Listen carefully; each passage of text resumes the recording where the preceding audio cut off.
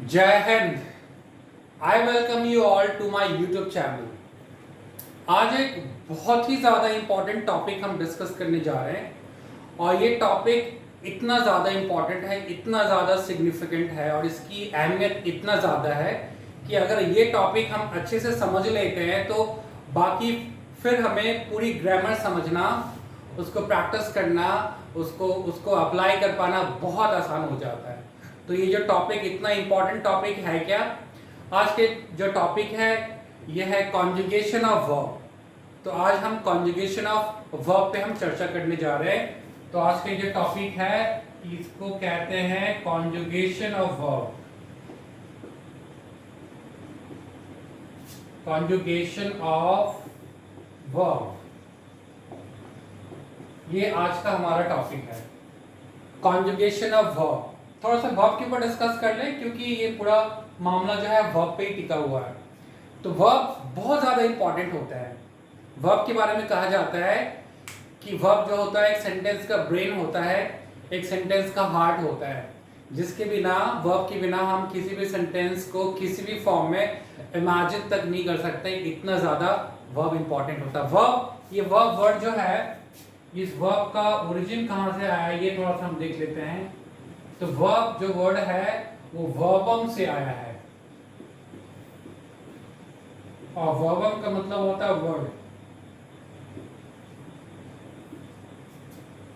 ये वर्ब की जो ओरिजिन है लैटिन वर्ड से आया वर्बम, जिसका मतलब होता है वर्ड। ये ऐसा इसलिए है, एक सेंटेंस बनाने के लिए या फिर इंग्लिश में बाकी सारी चीजें इंपॉर्टेंट है, सारे parts of speech important, noun, pronoun, verb, adverb, adjective, preposition, conjunction, interjection, determiners, और भी जितने टर्म्स हैं, जितने चैप्टर्स हैं, जितने फैक्टर्स हैं, सारे इंपॉर्टेंट है। बट वर्ब के ज्यादा, वर्ब इतना इंपॉर्टेंट और कोई से भी दूसरा टर्म्स ग्रामर का नहीं, वर्ब इतना ज्यादा इंपॉर्टेंट है। सेंटेंस का एक जो डेफिनेशन होता है कि sentence is a group of words that makes complete sense, but यहाँ पे वर्ब इस डेफिनेशन को भी बदल देता है। एक इकलौता वर्ब जो है एक कंप्लीट सेंटेंस की तरह स्टैंड करता है, इकलौता वर्ब। वर्ब इतना ज्यादा इंपॉर्टेंट है। तो वर्ब ये हो गया। वर्ब होता क्या है थोड़ा सा इसके ऊपर डिस्कस कर लें। तो वर्ब के बारे में जनरली ये कहा जाता है कि वर्ब्स आर एक्शन वर्ड्स और doing words. But her verb जो होता है, वर्ब जो होता है एक्शन वर्ड्स और डूइंग वर्ड्स नहीं हो पाता है। ये जो डेफिनेशन है कि verb is an action words और डूइंग वर्ड्स, ये एक लिमिटेड डेफिनेशन हो गया, एक लिमिटेड दायरे तक इसका डेफिनेशन, इसका मीनिंग सही है। बट इसका वर्ब्स आर डूइंग वर्ड्स, ये 360 डिग्री का डेफिनेशन, ये कंप्लीट डिग्री का डेफिनेशन नहीं है, क्योंकि किसी भी सेंटेंस को हम किसी भी फॉर्म में वर्ब के बिना इमेजिन नहीं कर सकते हैं। और ये जरूरी नहीं है कि जो एक वर्ब जो होता है वो हर बार एक्शंस को ही डिनोट करे। कुछ एग्जांपल देख लेते हैं हम। अगर मैं कहता हूं कि my students are very smart, my students are smart, या फिर माय स्टूडेंट्स हैव लैपटॉप्स, ये दो सेंटेंस देखिए। वर्ब के बिना तो सेंटेंस मुमकिन है ही नहीं।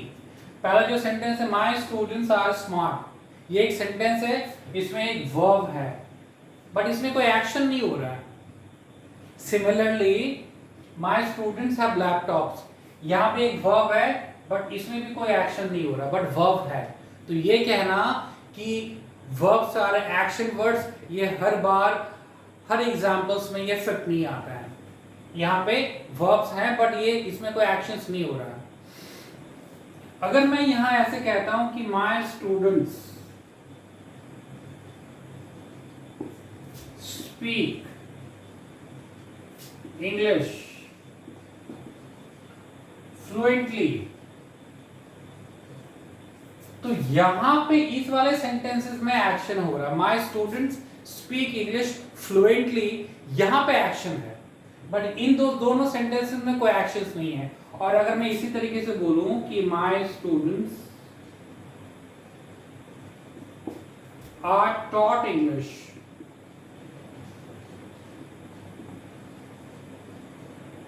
तो यहां भी एक्शन है, बट इन दोनों सेंटेंसेस में कोई एक्शंस नहीं है। तो वर्ब होता क्या है? अगर वर्ब सिर्फ एक्शन वर्ड्स नहीं है, डूइंग वर्ड्स नहीं, तो वर्ब क्या होता है? तो वर्ब का जो डेफिनेशंस कह लें या फिर उसके जो फंक्शंस कह लें, ये होता है कि वर्ब जो होता है एक सेंटेंस के सब्जेक्ट जो होता है उससे रिलेटेड हमें कुछ इंफॉर्मेशन देता है। A verb gives us some information about subject. एक सब्जेक्ट के बारे में, सेंटेंस का जो सब्जेक्ट होता है उसके बारे में हमें कुछ इंफॉर्मेशन देता है। क्या इंफॉर्मेशन देता है? सब्जेक्ट से रिलेटेड हमें 4 इंफॉर्मेशन देता है। पहला इंफॉर्मेशन देता है कि सब्जेक्ट क्या है, व्हाट इज सब्जेक्ट। दूसरा इंफॉर्मेशन देता है कि सब्जेक्ट के पास क्या है, व्हाट डज सब्जेक्ट हैव। तीसरा इंफॉर्मेशन देता है कि what does subject do, subject क्या करता है। एंड चौथा इंफॉर्मेशन देता है कि सब्जेक्ट के ऊपर या सब्जेक्ट के साथ क्या किया जाता है। ये होता है वर्ब का कंप्लीट डेफिनेशन। ये होता है वर्ब का कंप्लीट डेफिनेशन। 4 चीजें हैं। व्हाट इज सब्जेक्ट, सब्जेक्ट क्या है। What does subject have, subject के पास क्या है। What does subject do, subject क्या करता है। And what is done to subject, subject के साथ क्या किया जाता है। This is the complete definition of verb. पहला सेंटेंस जो है, जब my students are smart, students क्या है, स्मार्ट है। दूसरा, माई स्टूडेंट्स हैव लैपटॉप, मेरे स्टूडेंट्स के पास क्या है, लैपटॉप। तीसरा ओके क्या हो गया, मेरे स्टूडेंट्स क्या करते हैं, दे स्पीक इंग्लिश फ्लुएंटली। और मेरे स्टूडेंट्स के साथ क्या किया जाता है, उनको इंग्लिश पढ़ाया जाता है। This is the complete definition of verb. जब हम कहते हैं सेंटेंस का इस्तेमाल, एक वर्ब का इस्तेमाल इस तरीके से होता है, ये बताने के लिए सब्जेक्ट क्या है, वहां पे हम कहते हैं वर्ब का बीइंग फॉर्म। जब वर्ब हमें ये बताने के लिए उसका इस्तेमाल किया जाता है कि वो ये बताता है कि सब्जेक्ट के पास क्या है, सब्जेक्ट क्या पोजेस करता है, सब्जेक्ट किस चीज का ओनर है, उसके किस चीज का उसका बिलोंगिंगनेस है, तो वहां पे हम कहते हैं वर्ब का position form.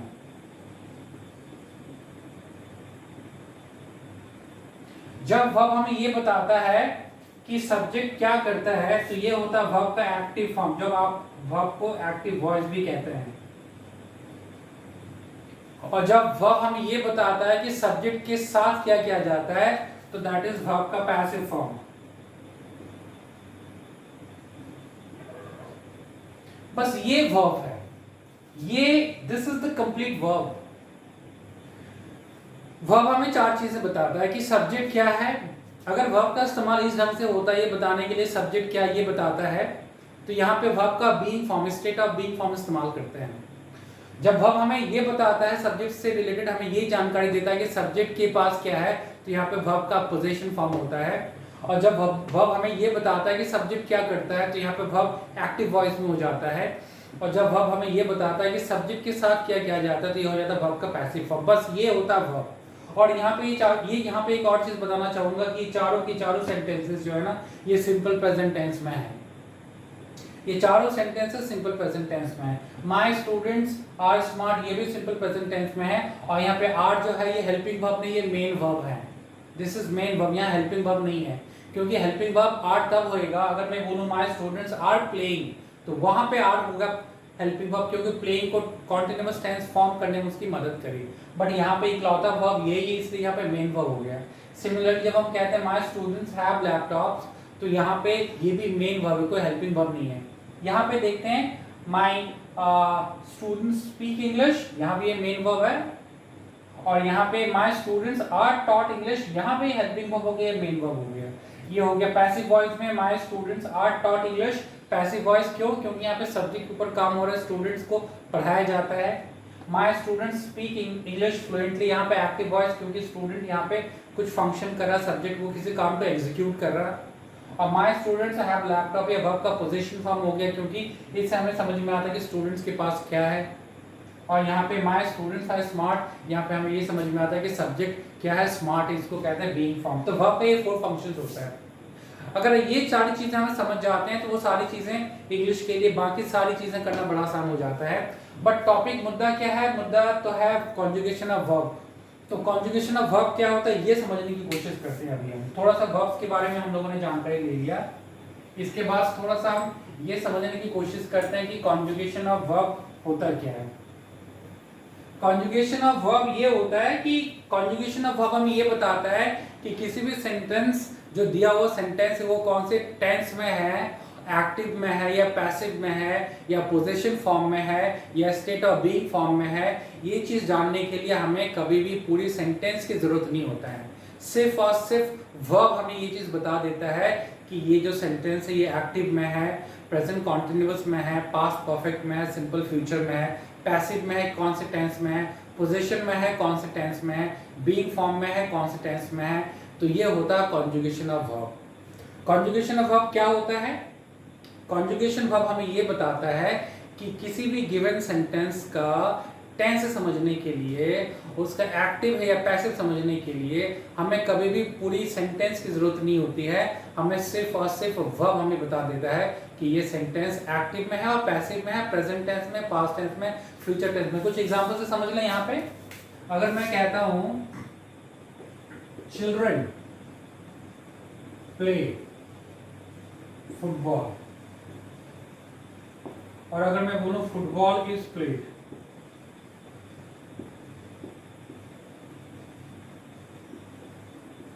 Bye children,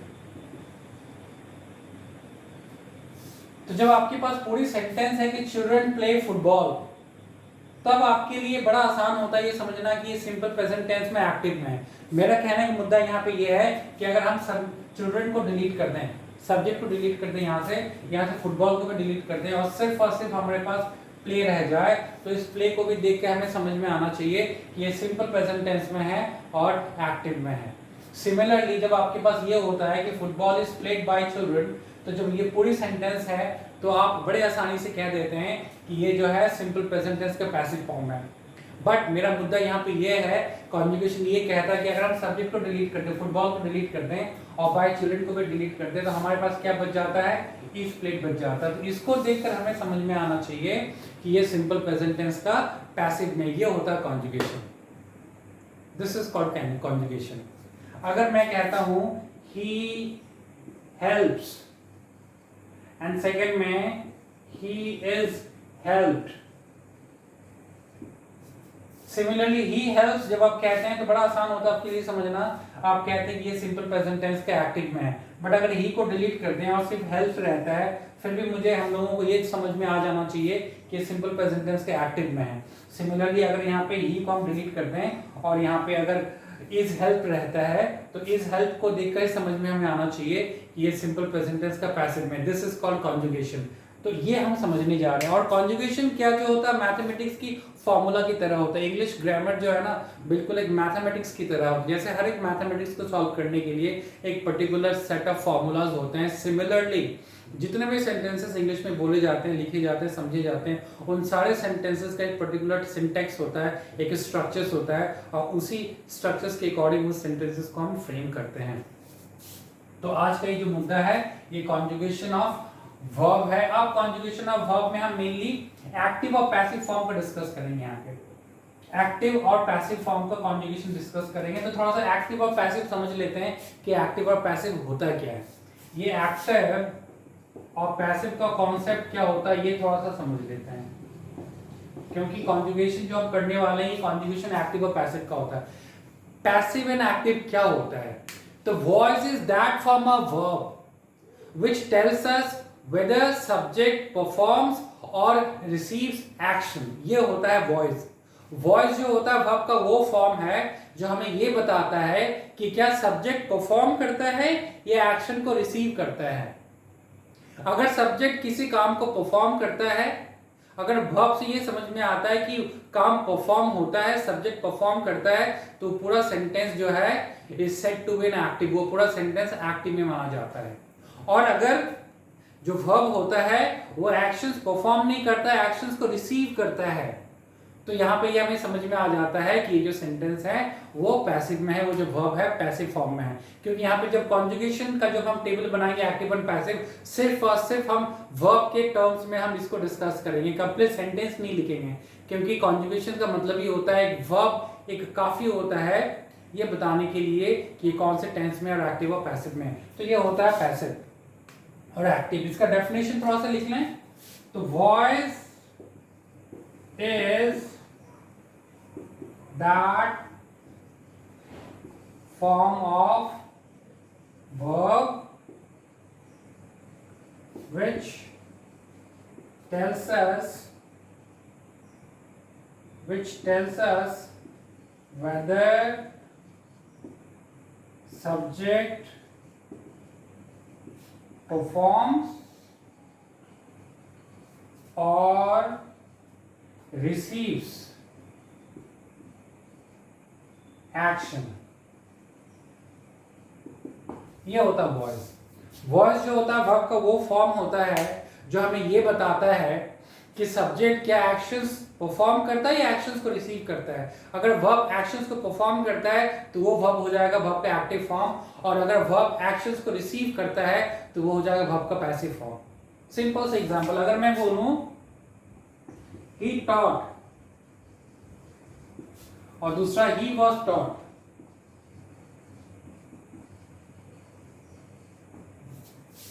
he taught and he was taught, यहाँ पे he जो है जो सब्जेक्ट है और यहाँ पे जो वर्ब है ये जो taught फॉर्म है, तो यहाँ पे सब्जेक्ट एक्शंस को परफॉर्म किया, उसने पढ़ाया, he taught, और यहाँ पे वर्ब जो है एक्शंस को परफॉर्म किया, इसलिए यहाँ पे ये एक्टिव फॉर्म में हो गया सिंपल पास्ट टेंस का। और यहाँ पे ही वाज टॉट, ये जो वर्ब फॉर्म है ये हमें ये बताता है कि एक्शंस को रिसीव किया। यहाँ पे वर्ब फॉर्म एक्शंस कर नहीं रहा, एक्शंस को रिसीव कर रहा है, इसलिए ये यहाँ पे क्या हो गया, पैसिव फॉर्म हो गया। और इससे भी एक सिंपल एग्जांपल ये समझ लेते हैं हम कि एक्टिव का मतलब होता क्या है। Active is a good adjective. अगर मैं बोलता हूँ माय राम इज एक्टिव, तो मतलब स्पीकर का जो ओपिनियन है राम के प्रति वो बड़ा अच्छा है, उसके ख्याल बड़े अच्छे हैं, एक्टिव है, बड़ा एनर्जेटिक है, बड़ा फास्ट रिस्पॉन्ड करता है। और अगर कहते हैं कि राम इज पैसिव, तो यहाँ पे मतलब हो गया राम बड़ा पैसिव हो गया, लेथार्जिक हो गया, बड़ा स्लो हो गया, रिस्पॉन्ड नहीं करता है, काम को ना पोस्टपोन करते रहता है। तो एक्टिव और पैसिव को समझने के लिए कहीं ना कहीं एक्टिव और पैसिव को जो लिटरल मीनिंग है उसे समझ लेते हैं, तो उससे भी हमारा एक्टिव एंड पैसिव का कॉन्सेप्ट क्लियर हो जाता है। तो यहाँ पे अभी हम लोगों ने थोड़ा सा एक्टिव एंड पैसिव के बारे में जाना, ये पूरा डिटेल्स नहीं है। अब हम जाएंगे जो समझने की कोशिश करेंगे कॉन्जुगेशन ऑफ वर्ब। तो कॉन्जुगेशन ऑफ वर्ब के लिए ना हम टेबल के फॉर्म में देखेंगे। हम ये conjugation of verb is just like mathematical formula, जैसे मैथमेटिकल फॉर्मूलाज होते हैं सिमिलरली। इसके लिए हम 3 कॉलम्स बनाएंगे। फर्स्ट कॉलम होगा name of verb, name of verb. Second column जो बनाएंगे ये होगा एक्टिव वॉइस, और थर्ड जो कॉलम बनाएंगे ये हो जाएगा पैसिव वॉइस। 3 कॉलम्स हमने बनाया। पहला कॉलम का नाम दिया हमने name of verb, second column का नाम दिया हमने एक्टिव वॉइस, थर्ड कॉलम का नाम हमने दिया पैसिव वॉइस। शुरू करते हैं सिंपल प्रेजेंट से।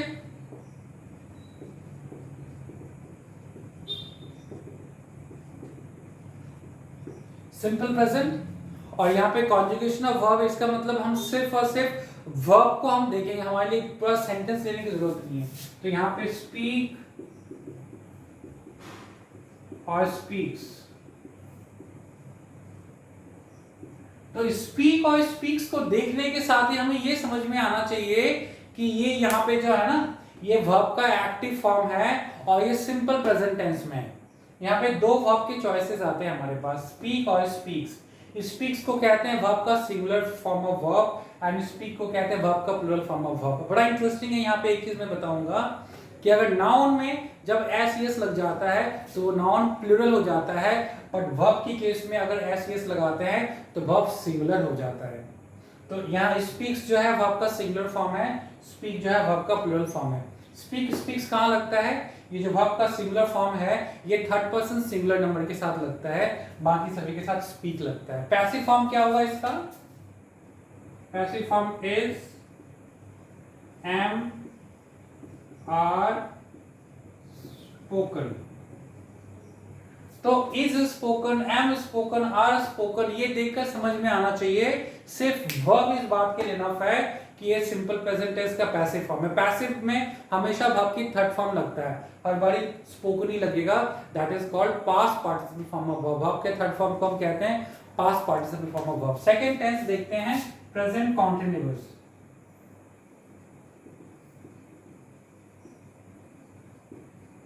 प्रेजेंट कॉन्टिन्यूअस का एक्टिव फॉर्म क्या होना है? Is am are speaking, is am are speaking. देख के हमें समझ में आना चाहिए कि ये प्रेजेंट कॉन्टिन्यूअस का एक्टिव फॉर्म है। पैसिव फॉर्म क्या हो जाता है? इज एम आर बीइंग लग जाता है। कॉन्टिन्यूअस के पैसिव में बीइंग लगता है, चाहे वो प्रेजेंट कॉन्टिन्यूअस का हो या पास्ट कॉन्टिन्यूअस का हो, और फ्यूचर कॉन्टिन्यूअस का तो पैसिव होता ही नहीं है। तो प्रेजेंट कॉन्टिन्यूअस का पैसिव फॉर्म क्या हो गया? Is am are being spoken. Being लगता है कॉन्टिन्यूअस के पैसिव में, बीइंग BEING, चाहे वो प्रेजेंट कॉन्टिन्यूअस हो या पास्ट कॉन्टिन्यूअस हो। Next, present perfect.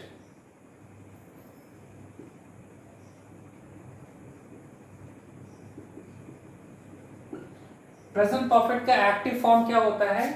Has, have,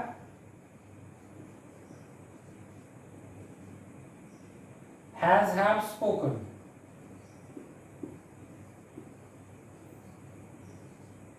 have में हैज का इस्तेमाल कहाँ होता है? थर्ड पर्सन सिंगुलर नंबर के साथ, और रेस्ट और बाकी सभी के साथ हैव का इस्तेमाल होता है। पैसिव में इसका क्या हो जाता है? पैसिव में हो जाता है has, have been spoken. Been लगता है परफेक्ट के पैसिव में, बीन लगता है, चाहे वो प्रेजेंट परफेक्ट हो या पास्ट परफेक्ट हो या फ्यूचर परफेक्ट हो। नेक्स्ट टेंस क्या आ जाता है? Present perfect continuous.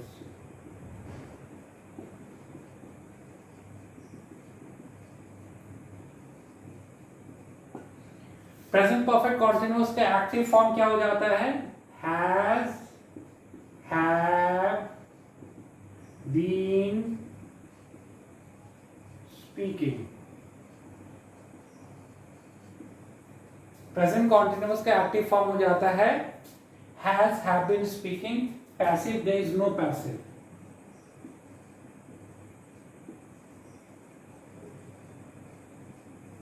There is no passive. So this is conjugation of verb present tense के लिए। फाइन। इसके बाद हम जाते हैं पास्ट टेंस में। Past tense is just like a mirror image of present tense. Past tense जो होता है प्रेजेंट टेंस का एक मिरर इमेज होता है। अगर हमें प्रेजेंट टेंस आता है ना, तो पास्ट टेंस हम यूं खुद ब खुद बना लेंगे। सिर्फ हमें समझना होता है कि प्रेजेंट टेंस का पास्ट फॉर्म क्या होता है। सपोज करें यहाँ पे स्पीक का पास्ट टेंस स्पोक होता है, और स्पीक्स का पास्ट टेंस भी स्पोक होता है।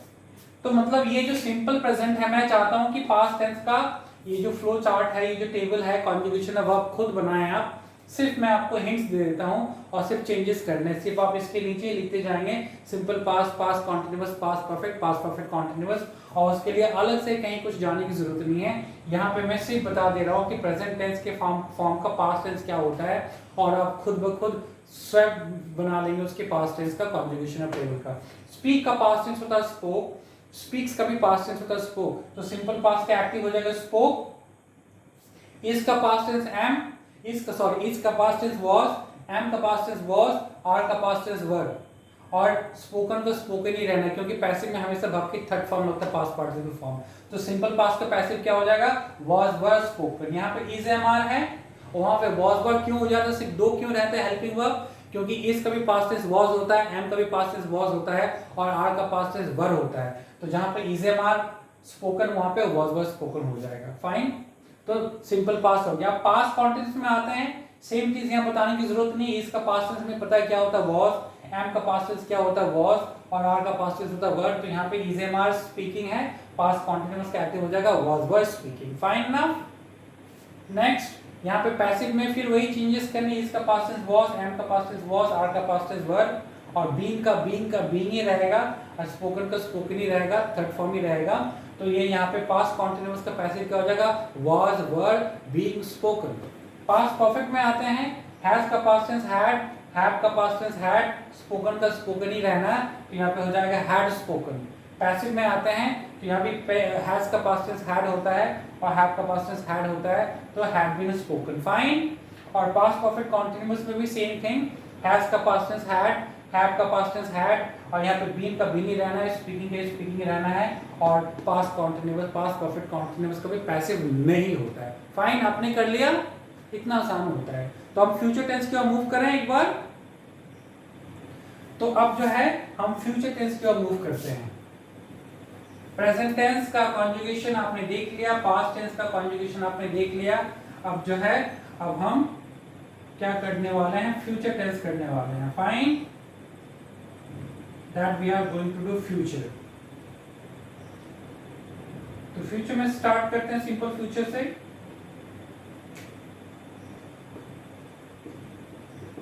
सिंपल फ्यूचर के एक्टिव का shall will speak, एक्टिव हो जाएगा shall will speak। पैसिव में क्या हो जाना है, shall will be spoken।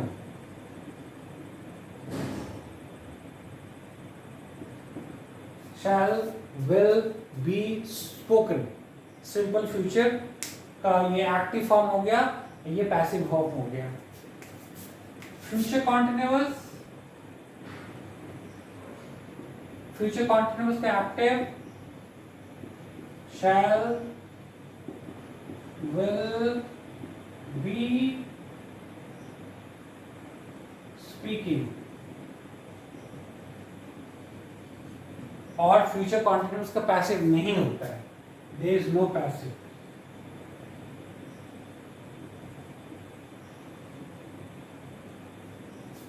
Future perfect की बात करते हैं। फ्यूचर परफेक्ट का active shall will have spoken, और यहाँ पे एक चीज बता दूं, सिर्फ हैव ही लगता है यहाँ पे, ना तो हैज का कोई चांसेस है ना हैड का कोई चांसेस है, क्योंकि ये मोडेल्स हो गए और मोडेल्स के तुरंत बाद हैव आते हैं। ये एक्टिव फॉर्म हो गया। पैसिव फॉर्म क्या हो जाएगा, will shall have been spoken। will shall have been spoken, been क्यों लग गया, क्योंकि been जो होता है परफेक्ट के पैस में बीन लगता ही है, चाहे वो प्रेजेंट परफेक्ट कॉन्टिन्यूअस हो या पास्ट परफेक्ट कॉन्टिन्यूअस हो या फ्यूचर परफेक्ट कॉन्टिन्यूअस। अगर हम कंपैरेटिव स्टडी करें ना तो हर चीज आसान हो जाता है। सिंपल प्रेजेंट टेंस के बाद सिंपल पास्ट ले लें, फिर सिंपल फ्यूचर ले लें, प्रेजेंट कॉन्टिन्यूअस के बाद पास्ट कॉन्टिन्यूअस ले लें, प्रेजेंट परफेक्ट के बाद पास्ट परफेक्ट ले लें, फ्यूचर परफेक्ट ले लें, प्रेजेंट परफेक्ट कॉन्टिन्यूअस के बाद पास्ट परफेक्ट कॉन्टिन्यूअस ले लें, और उसके बाद फ्यूचर परफेक्ट कॉन्टिन्यूअस। तो देखो कंपैरिजन, कंपैरेटिव स्टडी हमेशा ही आसान होता है। फ्यूचर परफेक्ट कॉन्टिन्यूअस कर लें। फ्यूचर परफेक्ट कॉन्टिन्यूअस के एक्टिव में क्या हो जाता है, shall will have been speaking, और future perfect continuous present perfect continuous का पैसिव नहीं होता है, पास्ट परफेक्ट का कॉन्टिन्यूअस का पैसिव नहीं होता है, तो फ्यूचर परफेक्ट कॉन्टिन्यूअस का भी पैसिव नहीं होगा, देयर इज नो पैसिव।